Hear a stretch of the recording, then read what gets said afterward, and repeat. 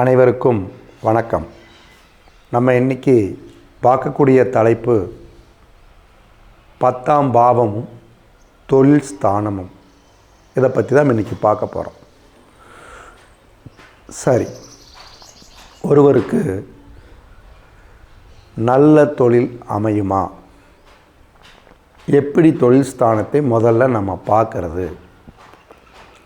அது அரசாங்க உத்தியோகமா இல்லை வியாபாரமா அல்லது ஆள் அடிமை, இன்னொருத்தர்கிட்ட போய் நம்ம வேலை செஞ்சு தான் அடிமையாக கம்பெனிகளில் இருந்து தான் நம்ம வேலை செய்யணுமா? அப்படிங்கிற 3 விதமான அமைப்புகள் இருக்கிறது. வியாபாரம், இது சொந்த தொழிலுக்குள்ளே வந்துடும். அரசு துறை, அடுத்தது கம்பெனிகளில் நம்ம நிரந்தரமாக இருக்கிறது. அல்லது மருத்துவம், இந்த மாதிரி நுணுக்கமான பல தொழில்கள் இருக்குது. பொதுவாக நம்ம பார்க்கக்கூடியது இன்றைக்கி என்னன்னா, எந்த மாதிரியான தொழில் ஸ்தானம் இருக்கணும், அவங்க எப்படிப்பட்ட தொழிலை அமைப்பார்கள் அப்படிங்கிறத பற்றி பார்க்கலாம். இதில் உங்கள் ஜாதகத்தை நீங்கள் எடுத்து வச்சுக்கோங்க. அதில் லக்னம் அப்படின்னு எங்கே இருக்கோ அதுதான் முதல். அது மேஷம் முதல் மீனம் வரை இந்த 12 ராசி கட்டங்களில் எங்கே வேணால் இருக்கலாம். இந்த மேஷம் லக்னமாக நீங்கள் எடுத்துட்டிங்கன்னா அதுக்கு 10ஆம் இடம் உங்களுக்கு மகரம். அப்போது ஒவ்வொரு ராசிக்கும் இதே மாதிரி தான். ரிஷபம் எடுத்துக்கிட்டால் கும்பம், மிதுனம் எடுத்துக்கிட்டால் மீனம், இப்படி ஒவ்வொரு ராசிக்கும் 10ஆம் பாவம் வரும். இப்போது உங்களுக்கு லக்னத்திலிருந்து 10ஆம் இடத்துல ஏதாவது ஒரு கிரகம் இருந்தால் அந்த 10ஆம் பாவம் உங்களுக்கு தொழில் ஸ்தானமாக வேலை செய்யும். அடுத்தது, அந்த இடத்துல 10ஆம் இடத்துல எனக்கு அந்த இடத்துல கிரகம் இல்லை சார், நம்ம இப்போ என்ன பண்ணுறதுன்னா, அந்த 10ஆம் பாவம் உங்களுக்கு தொழிலை கொடுக்காது. அந்த தொழில் ஸ்தானத்தை வச்சுட்டு நீங்கள் தொழிலை ஜோதிடத்தில் கண்டுபிடிக்கக்கூடாது. அடுத்தது எப்படி பார்க்குறது? சந்திரனுக்கு 10ஆம் இடத்துல பாருங்கள். இந்த சந்திரனுக்கு 10ஆம் இடத்துல ஏதாவது கிரகங்கள் இருந்தால் அந்த 10ஆம் இடம்தான் உங்களுக்கு தொழிலை நிர்ணயித்து கொடுக்கக்கூடிய இடம்.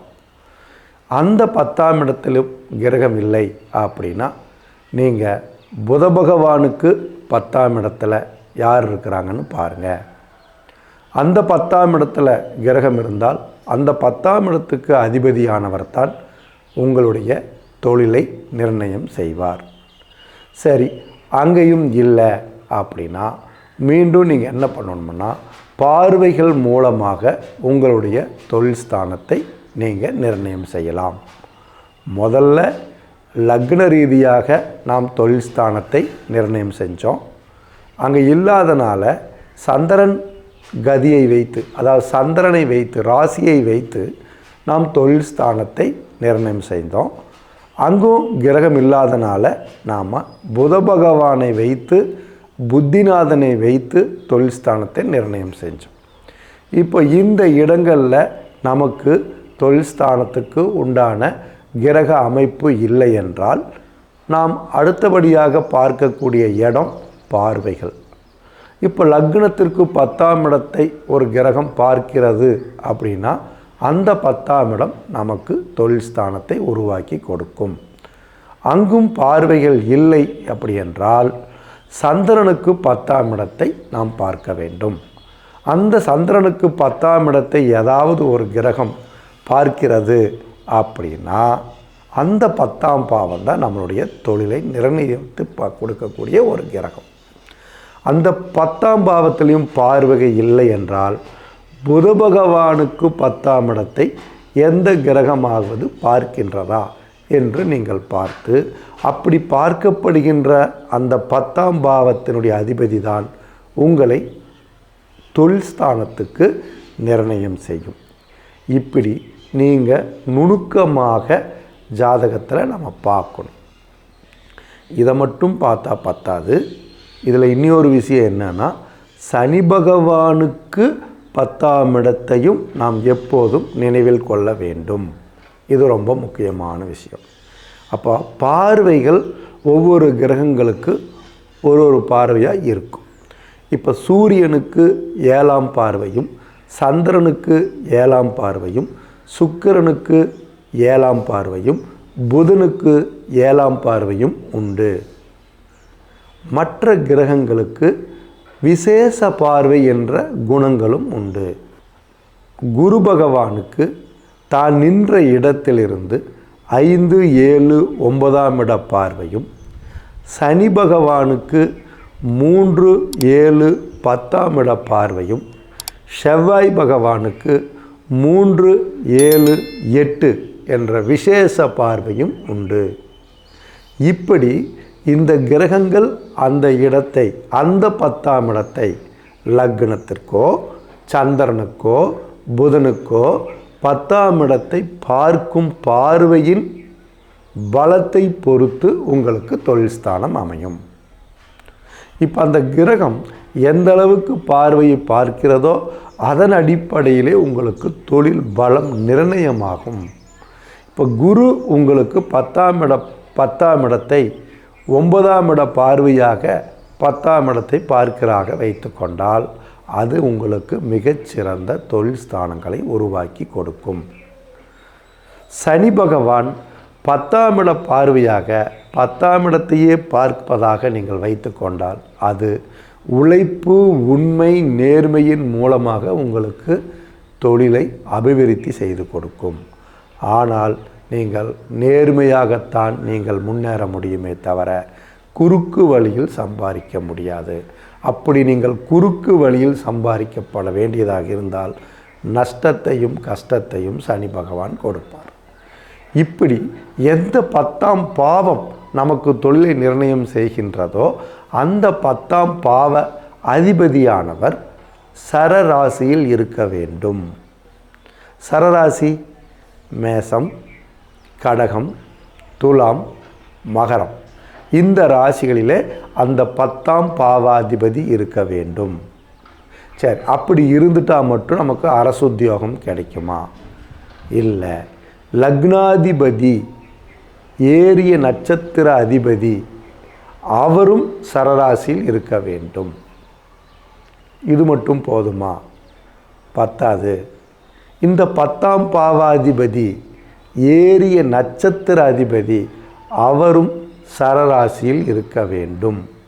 இப்படி இருந்து அந்த ஜாதகத்தில் சூரியனும் செவ்வாயும் உபஜயஸ்தானம் எண்ணுகின்ற 3, 6, 10, 11 இந்த இடங்களில் இவர்கள் கெட்ட கிரகங்களுடைய பார்வையோ கெட்ட கிரகங்களுடைய சேர்க்கையோ இல்லாமல் இந்த 10ஆம் பாவத்திற்கு செவ்வாய் சூரியனும் 5, 11, 9 என்கின்ற அமைப்பிலே இவர்கள் இருக்கும் பட்சத்தில் இவர்களுக்கு உறுதியான அரசு உத்தியோகம் கிடைக்கும்.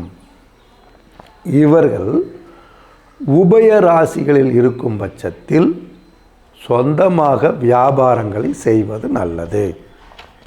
வியாபார ரீதியாக சொந்தமாகவும் செய்யலாம்.